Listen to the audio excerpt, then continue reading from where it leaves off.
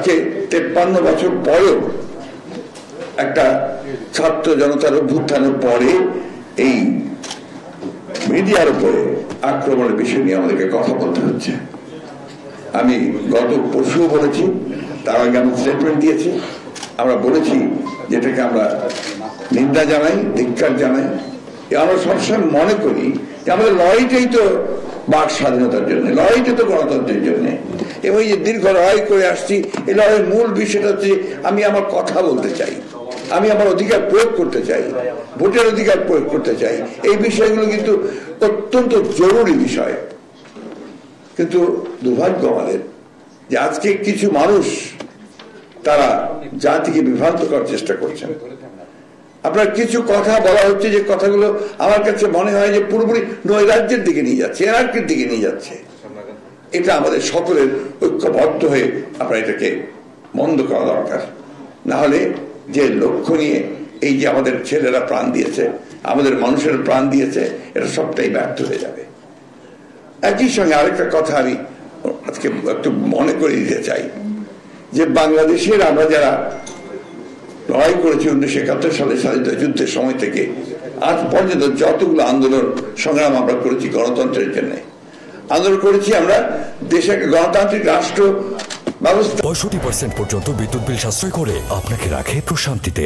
Walton fan হাওয়া বদলে দেয় নির্মাণ করার জন্য।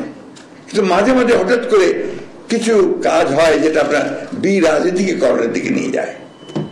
এটা আমাদের সকলের অত্যন্ত সচেতন ভাবে আপনার পরিহার করা দরকার। কারণ আমি যেটা সবসময় সবাই যেটা জানি যে কোনো নির্বাচিত সরকারই হচ্ছে যে কোনো সরকারের চেয়ে ভালো, সে যেই হোক, যেই আসুক। কিন্তু আমি সেটাকে ঠিক করে দেব, আমি সেটাকে নিয়ন্ত্রণ করব, গণতন্ত্রকে নিয়ন্ত্রণ করব, এইভাবে আমি ঠিক বিশ্বাস করতে বা ভাবতে রাজি নই।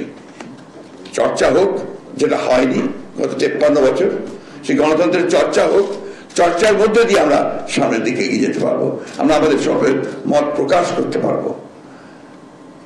একটা নৈরাজ্য সৃষ্টি করা, একটা হটকারিতার দিকে যাওয়া, এটা এই মুহূর্তে এই সময়ে আমার মনে হয় যে জাতির জন্য সবচেয়ে ক্ষতিকর হয়ে দাঁড়াবে।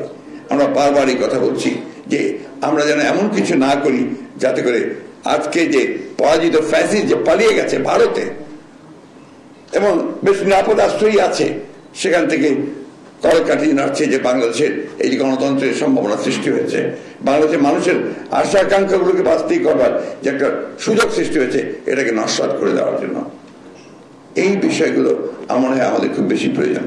আমরা একদম বিবৃতি দিয়েই আমরা এটার নিন্দা জানিয়েছি। একই সঙ্গে আমরা এটাও ঘোষণা করেছি যে আমরা যে কোনো মূল্যে সংবাদপত্রের স্বাধীনতা, মানুষের স্বাধীনতা, ভোটের স্বাধীনতা, জনগণের স্বাধীনতা রক্ষা করার জন্য আমরা সর্বাত্মক প্রচেষ্টা চালাবো। আমরা আপনাদের সঙ্গে আছি এবং আমরা জনগণের সঙ্গে আছি।